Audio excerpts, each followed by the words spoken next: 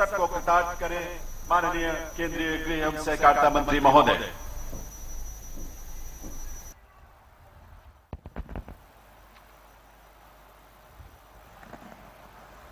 मेरे साथ बोलिए, भारत माता की। क्यों भाई, हरियाणा वालों की आवाज को क्या हो गया है? हरियाणा का ही आवाज ऐसी नहीं होनी चाहिए। मेरे साथ दोनों हाथ उठाकर हरियाणा को अपराध मुक्त हरियाणा बनाने के संकल्प की मुट्ठी भींचकर प्रचंड आवाज से बोलिए, भारत माता की। मंच पर उपस्थित हरियाणा के लोकप्रिय मुख्यमंत्री श्रीमान नायब सिंह सैनी जी, हरियाणा के वरिष्ठ मंत्री श्री अनिल विज जी, कृष्णलाल पंवार जी, श्याम सिंह जी, महिपाल डांडा जी, रणवीर सिंह गंगवा जी, बहन आरती राव जी, कृष्ण कुमार बेदी जी, अरविंद शर्मा जी, गौरव गौतम जी, हमारे प्रदेश अध्यक्ष श्री मोहनलाल बडोली जी, हमारे सांसद नवीन जिंदल जी, सुभाष बराला जी, कार्तिकेय शर्मा जी, बहन रेखा शर्मा जी, भारत सरकार के गृह सचिव श्रीमान गोविंद मोहन जी, हरियाणा की अधिक मुख्य सचिव गृह और हरियाणा के डीजीपी शत्रुजीत सिंह जी, और आज इस कार्यक्रम में आए हुए प्यारे भाइयों बहनों, विधि की शिक्षा प्राप्त करे हुए सारे विद्यार्थियों, बार एसोसिएशन के सारे सदस्यों, आप सभी को मेरा नमस्कार प्रणाम। भाइयों बहनों, सबसे पहले तो मैं कुरुक्षेत्र की इस पवित्र भूमि को प्रणाम करना चाहता हूं, क्योंकि यही भूमि है जहां सबसे पहले स्वयं श्री कृष्ण के मुख से गीता जी का प्रागट्य हुआ। यही भूमि है जिसने सिद्ध किया कि पक्ष कितना भी बलवान न हो, विजय हमेशा सत्य की होती है, धर्म की होती है। और यही भूमि है जहां भीष्म पितामह ने अपने प्राण त्यागने के लिए इस भूमि को ही पसंद किया। मैं कुरुक्षेत्र के ये तीर्थ भूमि को बहुत मन पूर्वक प्रणाम करना चाहता हूं। मैं यहां आया हूं तब हरियाणा की मातृशक्ति को भी प्रणाम करना चाहता हूं, क्योंकि यही हरियाणा की मातृशक्ति है जिसमें छोटे से प्रदेश होने के बावजूद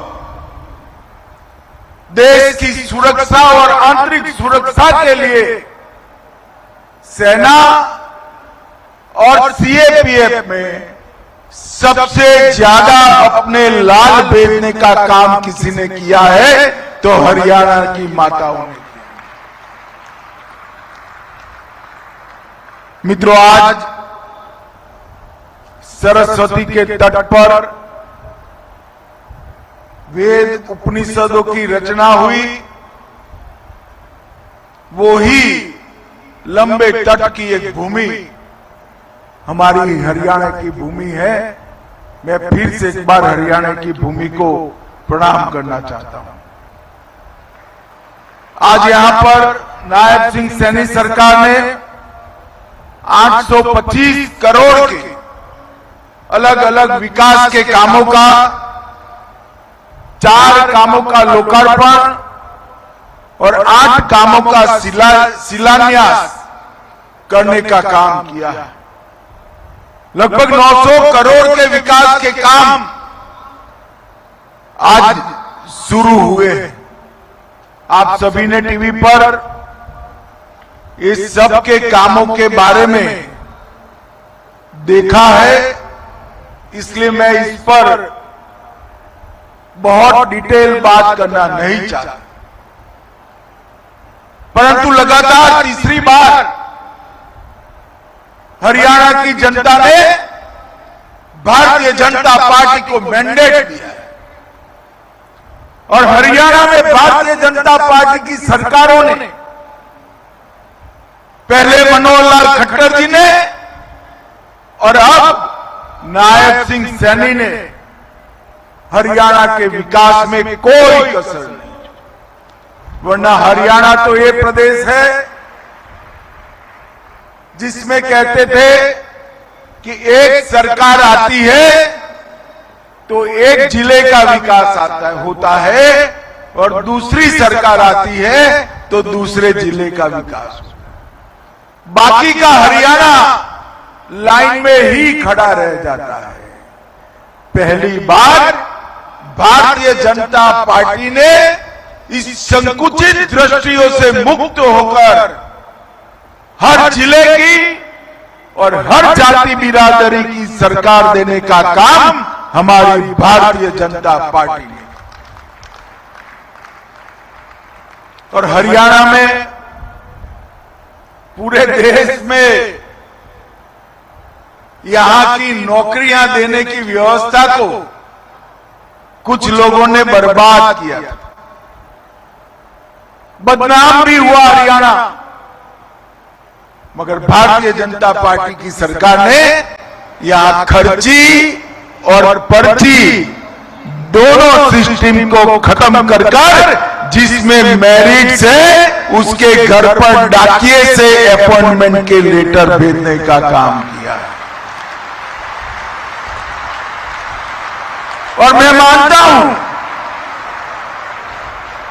कि हमारी सरकारों की अनेक उपलब्धियां हैं, इसमें सबसे बड़ी उपलब्धि युवाओं को खर्ची पर्ची के बगैर मेरिट के आधार पर नौकरी देने की यह व्यवस्था है। इसलिए मैं पूरे हरियाणा की जनता की ओर से भाई नायब सिंह सैनी को बहुत बहुत बधाई और साधुवाद देना चाहता हूं। मित्रों, आज यहां पर एक विशाल प्रदर्शनी लगाई गई। ये प्रदर्शनी अंग्रेजों के बनाए हुए 1860 के 3 कानूनों को समाप्त कर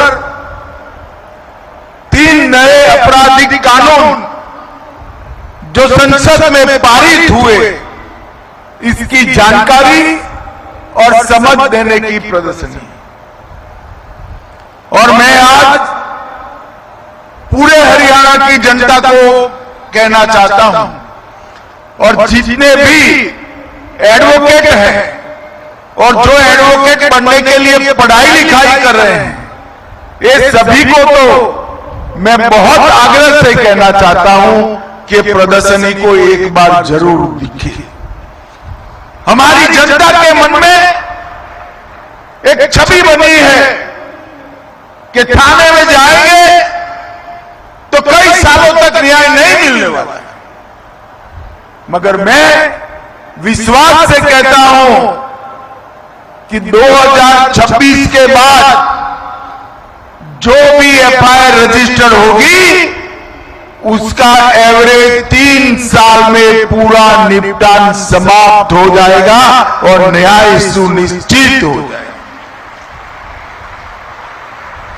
पहले जो कानून थे वो अंग्रेजों ने बनाए थे और कानून बनाने का उद्देश्य उनकी शासन व्यवस्था को बरकरार, कानून बनाने का उद्देश्य भारत की जनता के कल्याण का नहीं था।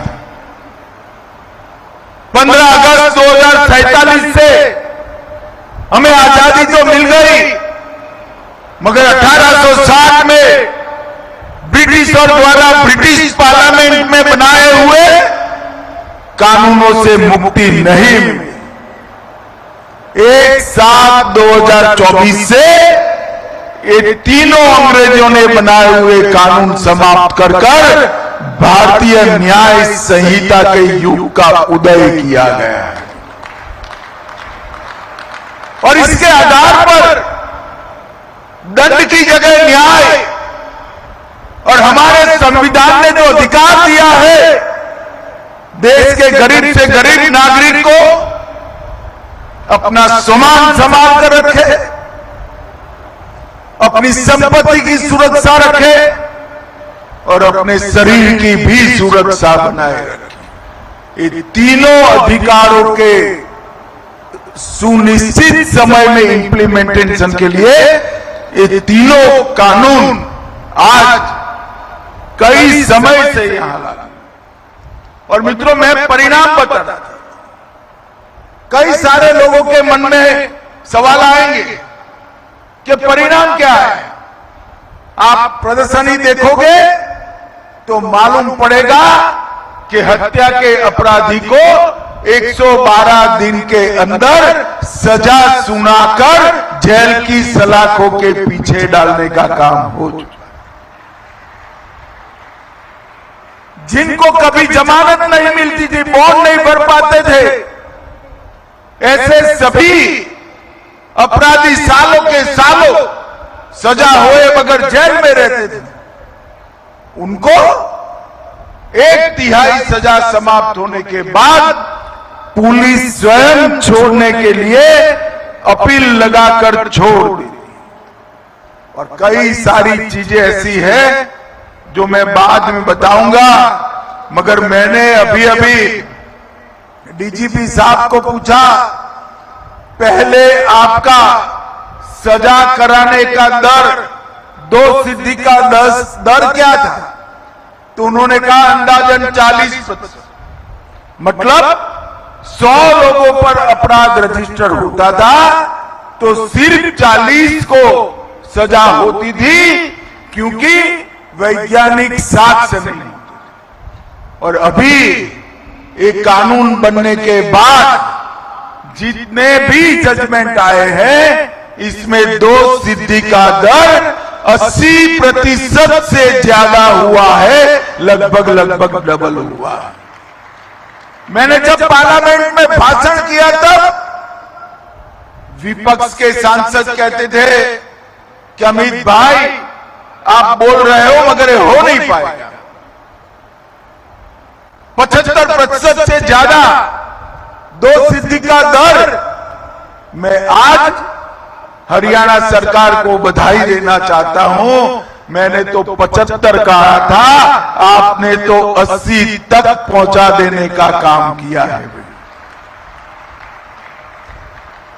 और इसका कारण है, इसमें कई सारी हम अलग अलग प्रकार के प्रावधान लेकर आए हैं। मित्रों, नरेंद्र मोदी जी ने कहा citizen first, dignity first, justice first.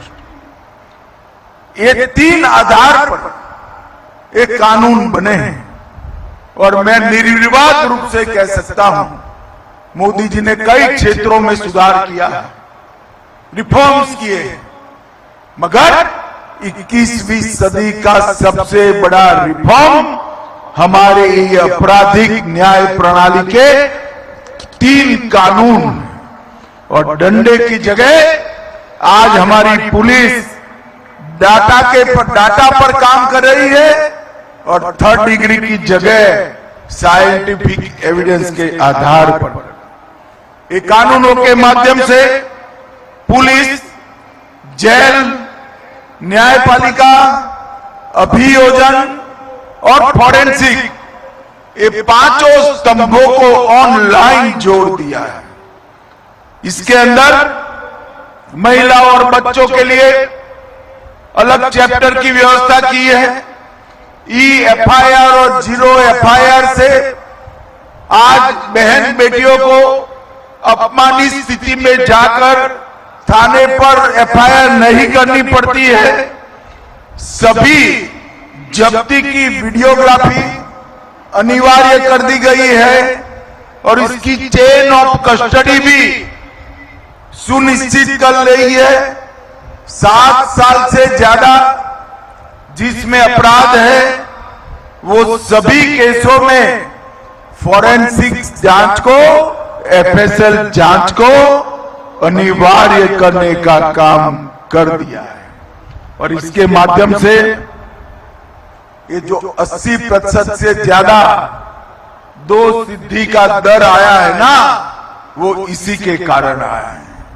हमने कई नई चीजें जोड़ी हैं, आतंकवाद, मॉब लिंचिंग, संगठित अपराध, डिजिटल अपराध और समय सीमा का निर्धारण भी अलग अलग जगह पे पुलिस, प्रोसिक्यूशन और न्यायालय तीनों को लिया है। और सबसे बड़ी बात है, देश छोड़कर भागे हुए अपराधियों के लिए ट्रायल इन एब्सेंशिया का प्रोविजन किया है। ये जो देश छोड़कर भागे हैं ना, अब नए कानून में इनको भले विदेश में हो, उनकी अनुपस्थिति में इनकी ट्रायल चलेगी और सजा करने का प्रावधान हमने नया कानून के अंदर किया है। और मुझे पूरा विश्वास कि तारीख पर तारीख के जो जुमले बने थे वो अब कोई बना भी नहीं पाएगा, कोई बोल भी नहीं पाएगा और 3 साल में न्याय मिलना हम सुनिश्चित कर देंगे। मित्रों, 1 वर्ष पूर्ण हुआ है। मैं बताना चाहता हूं कि 3 नए अपराधों में, आपराधिक कानूनों के माध्यम से 7 दिन में लगभग 53% FIR की चार्जशीट हुई है और 90 दिन में 65% अपराध की चार्जशीट हुई है और हरियाणा में 71% चार्जशीट चालान 7 दिनों के अंदर हो चुका है और जिसके लिए 90 दिन का समय था उसमें से 83%, 83% 90 दिन में हो गया है। और ये बताता है कि शुरुआती सफलता बहुत अच्छी मिली। भारत सरकार के गृह मंत्रालय ने एक सघन प्रशिक्षण कार्यक्रम चलाया। 14,80,000 पुलिस कर्मचारियों को ट्रेन किया। 42,000 जेल के अधिकारी ट्रेन हुए। कोर्ट से जुड़े न्यायिक अधिकारी 19,000 की ट्रेनिंग थी और लोक अभियोजन के लिए 11,000 लोगों की ट्रेनिंग करी। कई सारी एप्स बनाई गई हैं, वीडियोग्राफी की व्यवस्था बन रही है और कुछ समय में तो इसके 100% इंप्लीमेंटेशन होने के बाद हम ये 65% को निश्चित रूप से बहुत आगे तक ले जाएंगे। मित्रों, आज मैं हरियाणा की जनता को मोदी जी की 2 बातें भी याद करना चाहता हूं। एक तो मोदी जी ने दीपावली के पहले ही GST में ढेर सारे बदलाव कर 395 चीजों में GST के दर कम करने का काम। दीपावली के पहले हमारी माताओं बहनों के लिए ये बहुत बड़ा तोहफा है और इसके कारण नवरात्रि के पहले दिन ही बड़ी ढेर सारी खरीदी में वृद्धि दर्ज की गई। परंतु इसके साथ साथ उन्होंने दूसरा भी विषय कहा है कि भारत के हर घर ने, हर उपभोक्ता ने ये तय करना है कि हमारी रोजिंदा उपयोग की चीजें और सारी चीजें हम स्वदेशी ही खरीदेंगे। मित्रों, स्वदेशी का मंत्र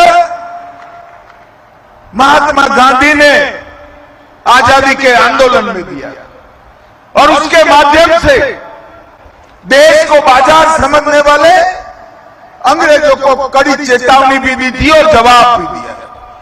और स्वदेशी की भावना ने पूरे देश में स्वराज की भूख को जागरूक किया और देश को आजादी मिली। और आज हमारे प्रधानमंत्री नरेंद्र मोदी जी स्वदेशी का जो नारा दिया है वो 2047 में महान भारत की रचना कर कर ही दम लेगा, उसका मुझे भरोसा है। हम 140 करोड़ के हिंदुस्तानी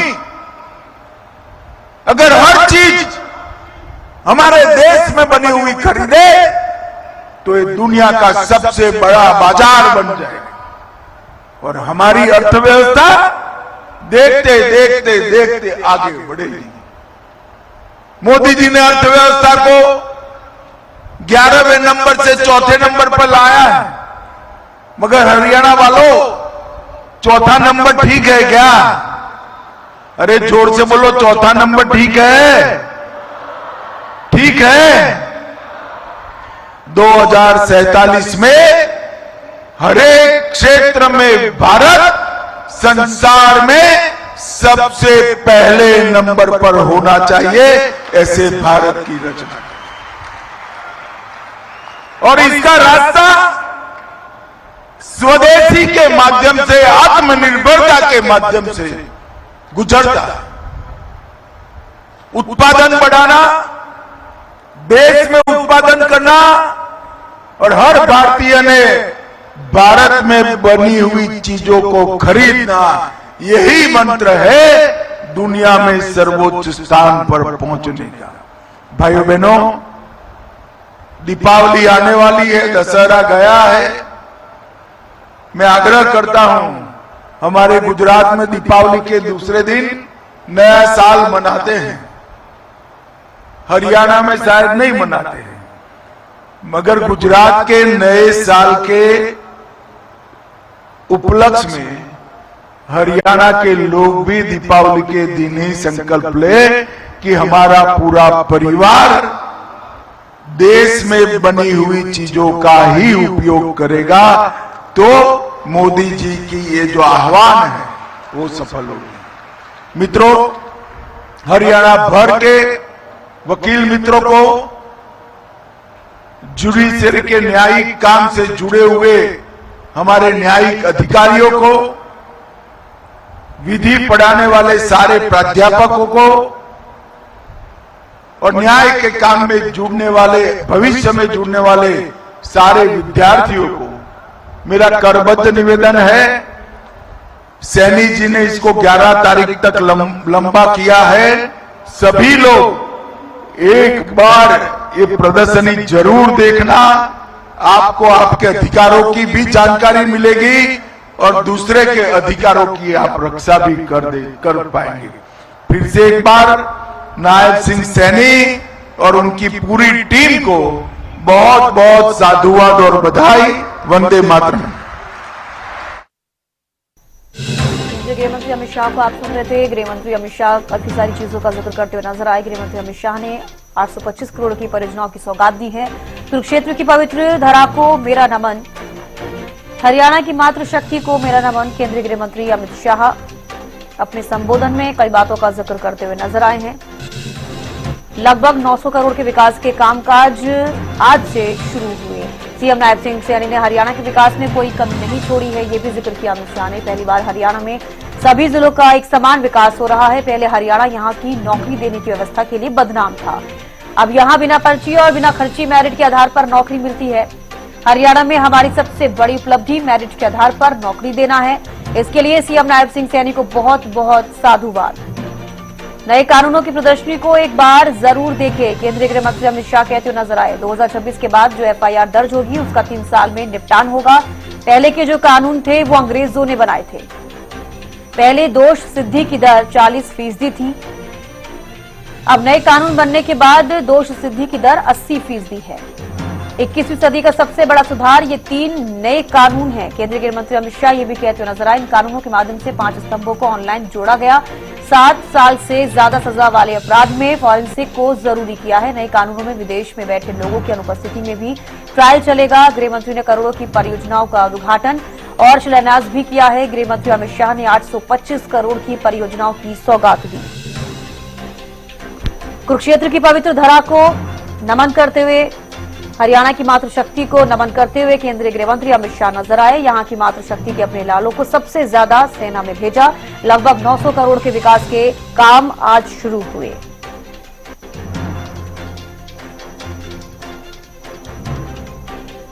तो केंद्रीय गृह मंत्री अमित शाह आज हरियाणा दौरे पर हैं। उन्होंने कुरुक्षेत्र में ब्रह्म सरोवर के पास मेला ग्राउंड में 3 नए आपराधिक कानूनों पर आधारित प्रदर्शनी देखी। उन्हें दिखाया गया कि कैसे डायल 112 कार्य करती है। कई सारी चीजें प्रदर्शनी में भी देखी गई और केंद्रीय गृह मंत्री अमित शाह ये भी कहते हुए नजर आए कि नए कानूनों की प्रदर्शनी को एक बार जरूर देखें, बहुत जरूरी है।